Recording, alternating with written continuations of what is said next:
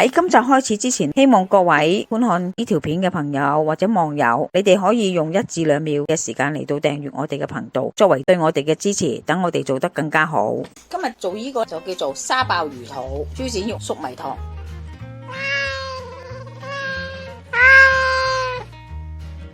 阿媽廚房就要買呢隻粟米蓉喎，超市通常拍埋一齊咁。有一次我都攞錯咗沙爆魚肚，好耐先至淋清水浸佢1晚。如果你冇時間，就夜晚浸咗先啦。切一粒粒。如果喺出邊餐館食，起碼要100蚊一鍋。瘦肉用鹽一早醃咗佢，等佢入味啊，醃佢1晚，唔係聽日趕唔切。做粟米魚肚羹一塊應該夠呢3個人。浸嗰時佢會浮面，揾嘢壓住喺面，等佢盡量索晒水去浸軟身噶啦。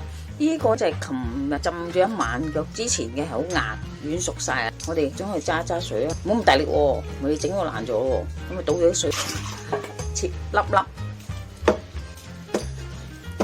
沙爆魚肚價錢都唔平，睇埋你個大細。出邊食切到細細粒俾你自己屋企食，梗係大粒啲啦，咬落都唔同啲啊嘛。呢個就係醃定豬展肉，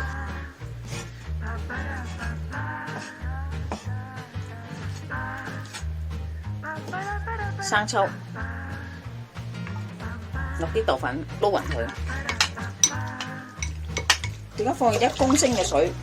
切好咗嘅魚肚，魚肚係海鮮類，腥腥地咁去加啲薑落去，一陣間可以攞翻晒啲薑上嚟。啲魚肚滾嗰陣時有熱力，佢會膨脹嘅，係咪都幾大？蓮花雞魚肚就係呢啲，會索晒嗰啲汁，加入豬展肉，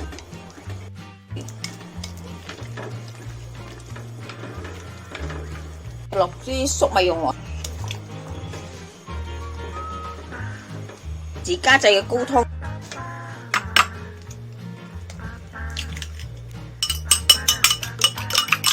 加蛋花，要攪住佢，一起泡就即刻閂火。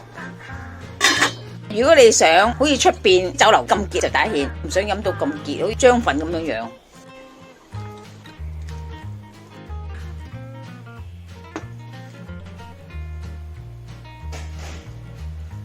今集已經差唔多啦，多謝各位嘅收睇。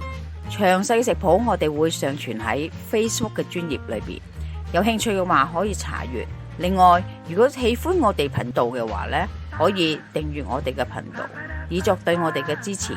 希望大家喜歡，我哋下集再見啦，拜拜。